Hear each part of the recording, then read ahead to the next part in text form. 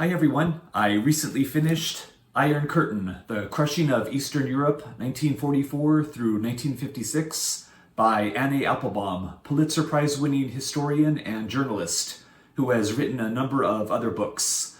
Describing the beginnings of the Soviet Union's Iron Curtain after World War II, this book is massive in scope.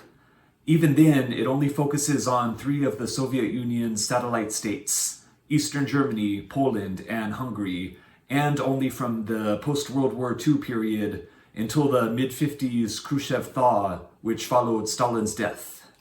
Be aware that this book is an intense, heavy read. The beginning is particularly grim as it describes the Soviet forces taking over countries recently liberated from Germany, only to commit further atrocities on their own.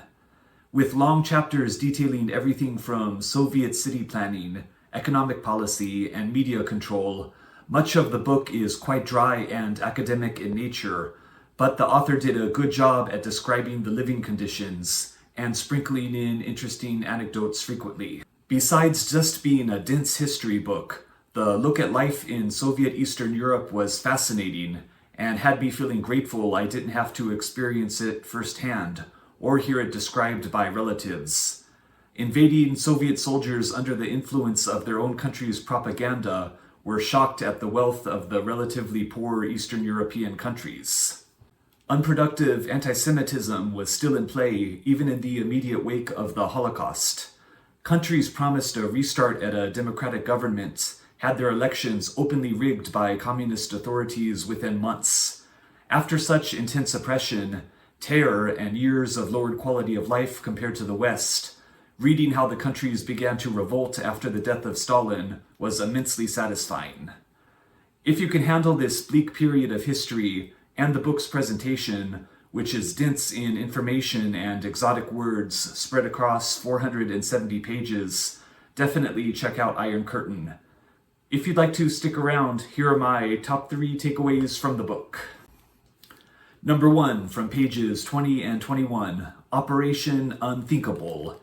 As early as the spring of 1945, Winston Churchill ordered his military planners to investigate a possible Allied attack against the Soviets. Immediately deemed to be immensely costly, coming right off the heels of World War II, this plan was deemed Operation Unthinkable. Number 2, from page 303, 6-year-old Bronek and the 6-year plan. In Soviet propaganda books written for children, they described an American visiting St. Petersburg and being shocked that a black man was allowed to stay at the same hotel. This reminded me of Fidel Castro openly denouncing segregation in America in response to American hostilities towards communism. And number 3, from pages 317 through 319, the shock workers.